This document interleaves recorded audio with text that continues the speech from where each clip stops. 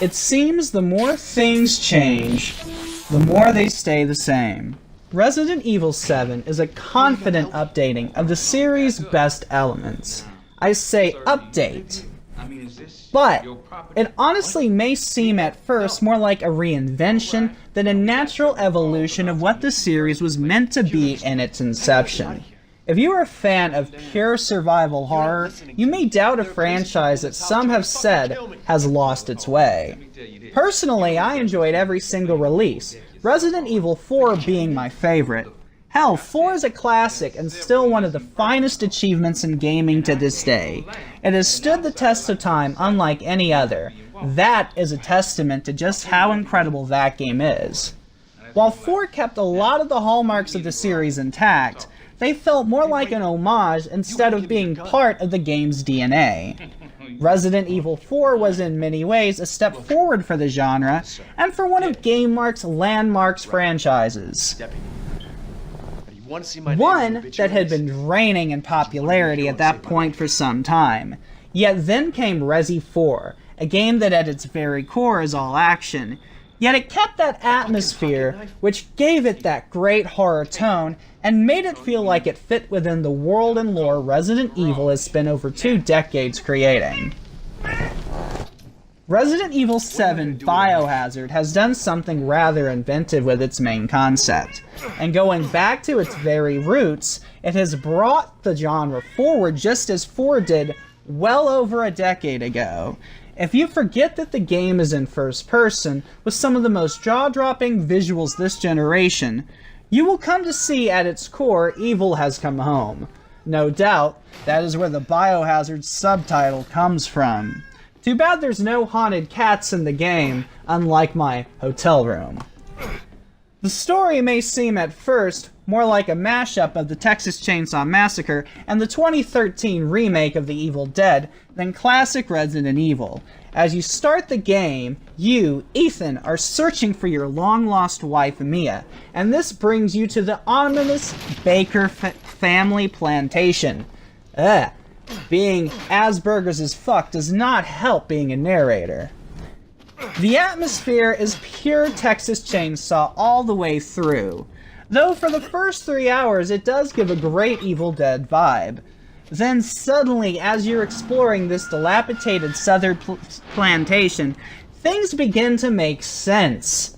From the game's very start, this is classic Resident Evil. Everything about how the game plays is closer to the first Resident Evil than any game that has come since. While the entire game is played from the first-person perspective, everything else fits within that classic Resident Evil DNA. You scavenge for clues and resources to uncover the mystery, survive, and hopefully save your missing love. Hintity hint hint hint! The game has multiple endings and tons of secrets to uncover, warranting multiple playthroughs. While the game is not linear in the sense that you're marching down a path to victory, it does reinvent many linear aspects and bring them in with something like a cross between Metroid Prime and the first Resident Evil. You will spend more than 3/4 of the game's 8 to 12-hour campaign exploring the estate and battling the monstrous family within. I will not give too much away about the inhabitants of this residence, but they are repulsive, brutal, and horrifically captivating. For a portion of the game, one of the family may be lurking around the residence, searching for you. This does call to mind Nemesis stalking you in Resident Evil 3, or the alien from Alien Isolation. You will die fast if they spot you and fail to react properly. Damn, being dyslexic sucks. You can fight them, however, and using your firearms or even your trusty yet unsuspecting pocket knife, which surprisingly is way more effective than one would ever have guessed. Still, you can only take them out for a few moments to give you some much-needed breathing room.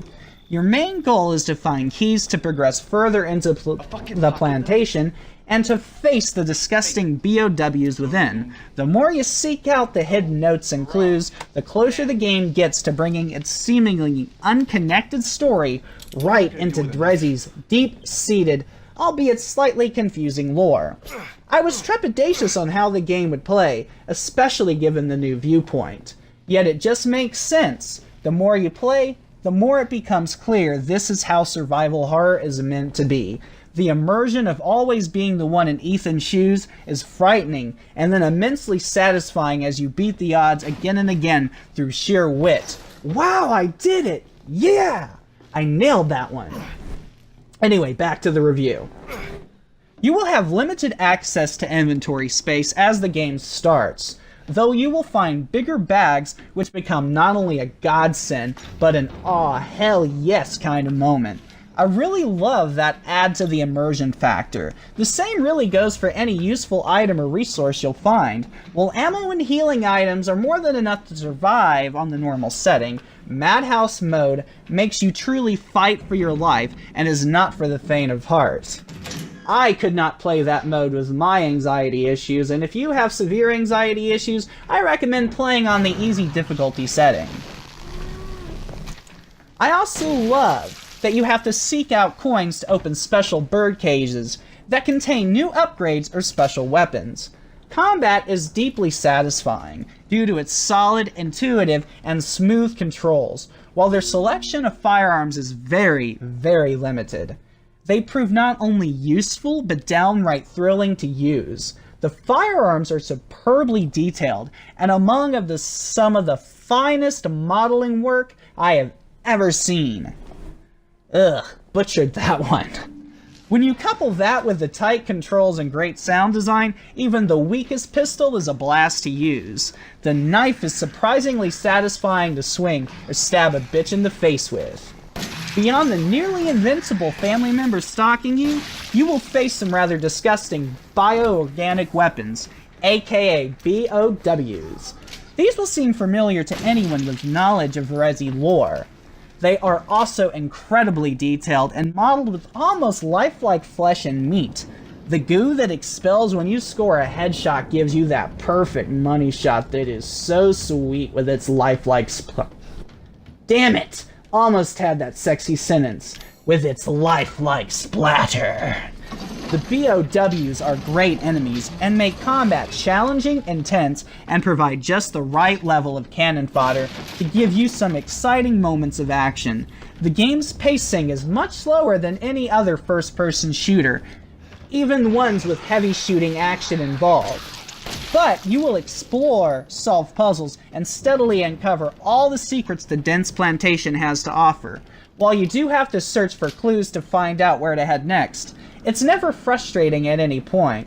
While the game doesn't show you where to go with big glowing arrows, if you explore and pay attention to the world, things become clear with some critical thinking, which leads to a deeply rewarding experience. In fact, I have not had this much fun with a survival horror game since Zombie U, which is now on PS4 and Xbox One as Zombie. When you have such limited resources and limited space, every find is a triumph. On the flip side, every choice on whether to drop or store an item becomes a welcome brain teaser. There are enough save rooms to give you a reprieve, and each room has a storage box to place your item in. They will also magically go to any other storage crate in the game. While this may slightly break immersion, it is a very welcome feature to keep you from being frustrated and creating some great moments of strategic planning. This brings me to the game's brilliant choice to be totally forgiving. Whew! Thank you guys for making a game that those of us with severe OCD and anxiety can play and enjoy. You will have frequent checkpoints, and that is very welcome as it allows for effortless trial and error that is rewarding and fun instead of rage-inducing. Resident Evil has always been hit and miss with their sense of pacing. Either it's perfect or sluggish crawl to the end. Thankfully, 7 features the absolute best pacing the series has ever seen. You will explore, hide, and just when you need to unleash some rage, blast some ugly thing to hell, which looks glorious with some of the game's magnificent lighting effects.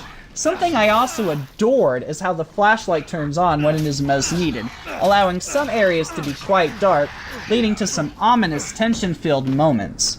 This is a scary, dark, brutal, and gory game that will offend or disgust those not in love with the genre, in gaming or cinema. Yet for true die-hard horror fanatics, this is a dream come true. The incredible immersion has not felt this effective since the first Half-Life. Opening doors by simply walking into them and seeing your hand push them open is so satisfying, even if it seems like such a mundane action. Everything you do in the game, from racking a gun slide to stabbing or slicing with your folding blade, has a great sense of kinetic weight. This is what makes the game feel so visceral. Now, while I did mention that the game is totally forgiving, I also want to point out that is only on the easy setting. If you put this on normal, you will have a definitive challenge. It is forgiving also in the sense that checkpoints are plentiful, but do not underestimate any of the endgame enemies, as they will fuck your shit up quick. But it is nice for a game finally to offer plenty of checkpoints and plenty of options to really be strategic about your survival instead of having to be a Twitch-based gamer. While the game may sadly be over in a flash once you get totally soaked in, that is simply because it's so damn good.